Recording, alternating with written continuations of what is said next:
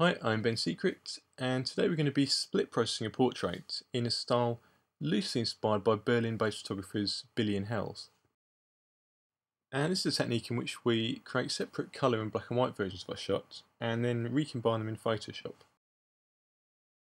So I'm starting off with our raw image file in Adobe Camera Raw, and we're going to create a black and white version first. So we're going to click on Convert to Grayscale, and we're going to create quite a contrasty image here with dark shadows but fairly bright skin tones. And dragging the red slider down can often help us add shadows around the face. And we can just adjust the whites and blacks, the highlights and shadows, until we get an image which makes good use of the full range of the histogram.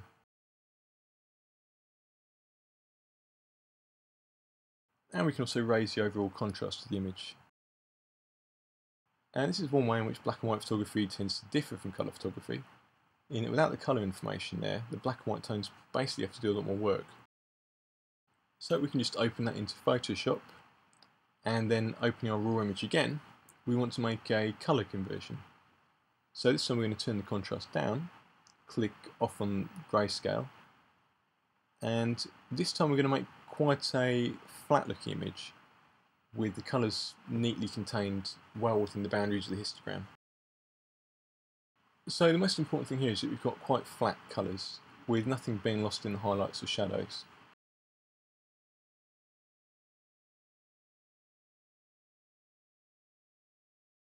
And when we're happy with that, we can open this image.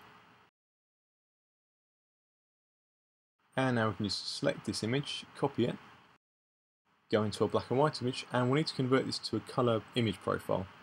So I tend to use sRGB, and then paste our image on top.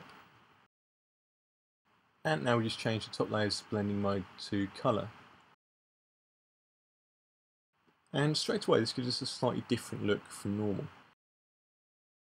It's a contrast image with quite flat yet quite bold colours.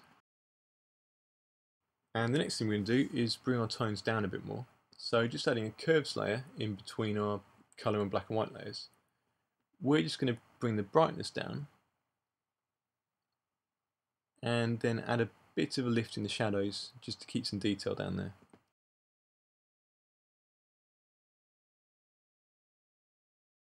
And we can turn the saturation down a bit by reducing the opacity of the colour layer and just giving us a kind of washed out look. And now we're going to add a tone enhancing effect, so just duplicate our bottom layer, then go to filter and convert for smart filters, and now apply a Gaussian blur filter, and we can use quite a large radius of somewhere between 60 and 70 pixels for an image this size.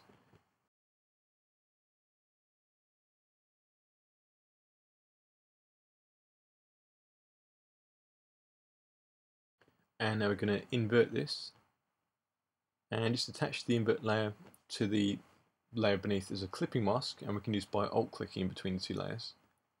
And now change the image's blending mode to overlay. And you can see straight away this gives us a kind of HDR-like effect without any of the colours being thrown off, because of course the colours are still safe, protected on the top layer. And now we can use the opacity slider to control the strength of the effect. And you see in the lower regions, this just gives us a kind of subtle tonal balancing. And as we go towards the right, we get more of an enhanced, exaggerated HDR type effect.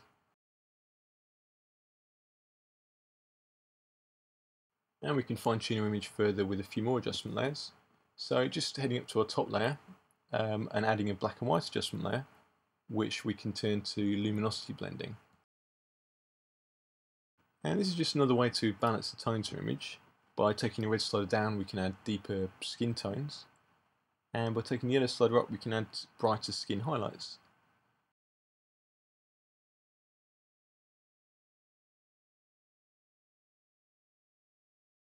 And to give us a slightly darker, more subdued look, we can add another curves layer and just bring the top right point down. And this gives us more of the subdued look of a Billy and Hels image. And this is a useful technique which can be applied much more subtly just to add depth and definition to regular portraits.